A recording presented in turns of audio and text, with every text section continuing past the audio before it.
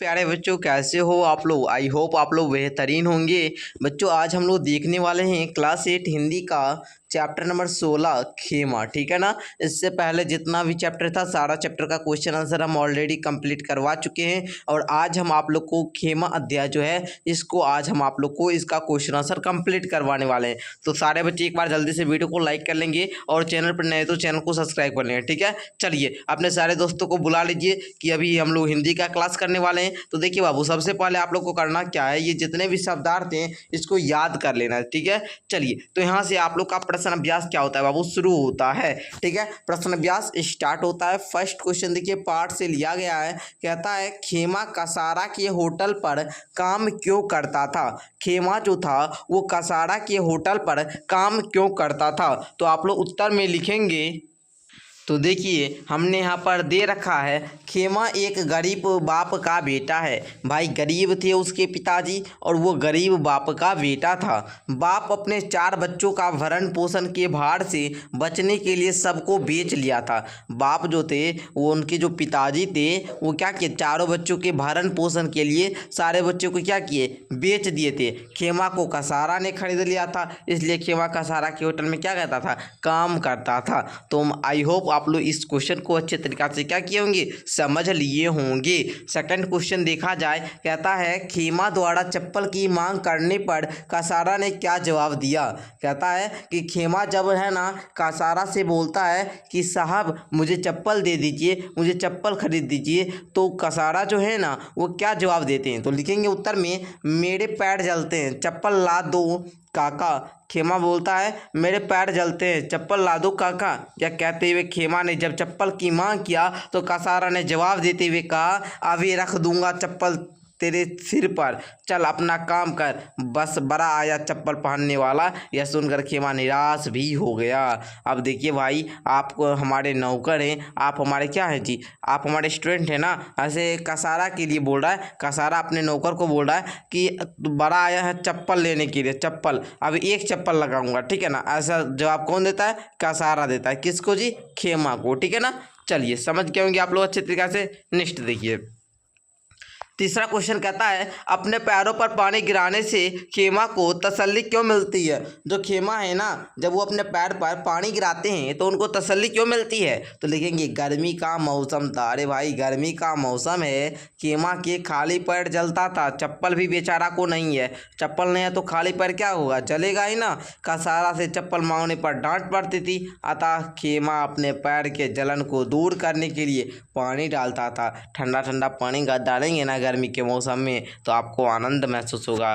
ठीक है ना, और बात भी सही था बाबू, नहीं डालेगा तो कैसे रहेगा बेचारा। ठीक है ना, चलिए किन परिस्थितियों में खेमा के पिता ने उसे बेच दिया था। तो अब देखिए लिखेंगे आंसर में, खेमा के पिता गरीब थे। भाई खेमा के पिता बहुत गरीब थे, अपने बच्चों को भरण पोषण करने में सक्षम नहीं थे, अतः अन्य भाइयों की तरह ही खेमा को भी बेचकर अपने दायित्व से मुक्त हो गया था। लिख लेंगे इस प्रकार। आगे का क्वेश्चन देखा जाए, 5 नंबर कहता है, जब लेखक ने खेमा के पिता से कहा कि वे खेमा को अपने साथ ले जाकर पढ़ाना चाहते थे तब उसकी आंखें क्यों भर आई, अपना विचार दीजिए। तो आप लोग लिखेंगे, जब लेखक ने खेमा को उसके पिता है ना, जब लेखक ने खेमा के पिता से कहा कि वे खेमा को अपने साथ ले जाकर पढ़ाना चाहते हैं तब उनकी आंखें जो थी वो भर आई, क्योंकि उसके मन में अपने संतान के प्रति अनुराग जाग गया। है ना, कोई भी पिता चाहेगा कि हमारा बेटा दूसरे के यहाँ गुलाम बन के रहे, है ना जी, ऐसा चाहेगा नहीं ना। तो उसी प्रकार हर एक पिता का अरमान होता है, हर एक पिता का सपना होता है कि अब उसका जो बेटा है वो पढ़ लिख कर कुछ करे, बड़ा आदमी बनेगा। लेकिन वह तो अपने अरमानों को गला घोट चुका था, वह खेमा को चंद रुपयों में बेच दिया था। इसी कारण से खेमा के पिता की आंखों में क्या हुआ, पानी भर आया, आंसू आ गया। ठीक है ना, आप लोग समझ गए होंगे। देखिए आगे अब क्वेश्चन आता है पार्ट से आगे का, है ना। कहता है, खेमा कहानी पढ़कर आपके दिमाग में कौन से प्रश्न उठ रहे हैं। ये क्या खेमा कहानी बहुत ही ज़्यादा इंटरेस्टिंग है, इसको आप लोग को हम पहले ही पढ़ा चुके हैं, नहीं पढ़े तो जाकर पढ़िए। क्लास 8 का हिंदी का प्लेलिस्ट ऑलरेडी हम बना दिए हैं, जाकर पढ़िएगा वहाँ से। ठीक है, तो जब हम इस कहानी को पढ़ते थे ना तो हमारे मन में बहुत सारे प्रश्न उठते थे। ठीक है ना, पहला कि मनुष्य अपने संतान को क्यों बेचता है। पहला प्रश्न हमको ये उठा कि मनुष्य अपने संतान को क्यों बेचता है। दूसरा ये, क्या संतान के भरण पोषण के दायित्व से बचना पिता का कर्तव्य है। संतान बेचने वाला मनुष्य क्या पशु नहीं। बताइए आप ही लोग। तो यही सारा प्रश्न उठा। क्या बाल मजदूरी रोकने के लिए सरकार को बड़ा कदम नहीं उठाना चाहिए, है ना। ये सब प्रश्न उठा कि बाल जो छोटा बच्चा खेमा था उससे मजदूरी करवाया जा रहा था, इसके लिए सरकार को कदम उठाना चाहिए ना। अरे बच्चा है, बच्चा से कायल काम करवाएंगे, है ना। चलिए दूसरा है, कहता है कसारा से चप्पल मांगने पर खेमा को फटकार लगी, उसके बावजूद वह काम करने लगा, आप रहते तो क्या करते। अब देखिए कसारा से अगर खेमा चप्पल मांगा था तो उसको क्या हुआ,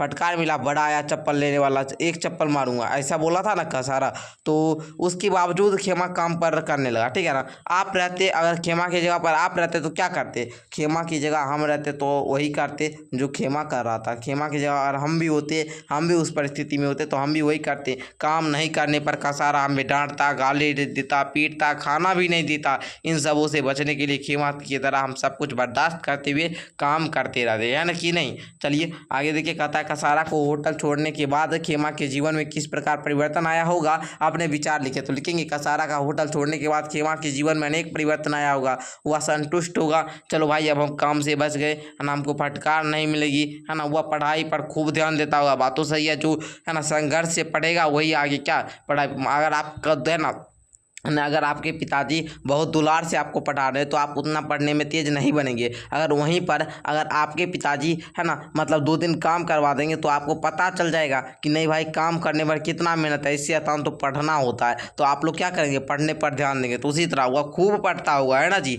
हम लोग है ना अनुमान नहीं लगा लेते हैं इस प्रकार, ठीक है कि नहीं। चलिए आगे देखिए, कहता है उसके खान पान रहन सहन सब में क्या होगा, परिवर्तन होगा, उसके हौसले बढ़ गए होंगे। चलो भाई अब हमको पढ़ाया जा रहा है तो मेहनत करके पढ़ते, क्योंकि काम किए हैं, काम करने में कितना मेहनत लगता था, अच्छा से काम भी करते थे, अब बात भी सुनते थे, है कि नहीं। चलिए आगे देखिए, कहता है कि बाल मजदूरी की तरह अन्य कुप्रथाएं भी प्रचलित है, उन पर चर्चा कीजिए। अब जैसे बाल मजदूरी मतलब क्या, बालक से क्या, छोटा छोटा बच्चा से क्या मजदूरी करवाना, तो ऐसा बहुत सारा कुप्रथा है। तो लिख लेंगे हम लोग। ऐसे ही बाल विवाह है, बाल विवाह प्रथा भी है, बच्चा में ही विवाह कर दिया जाता है 10-12 साल की उम्र में।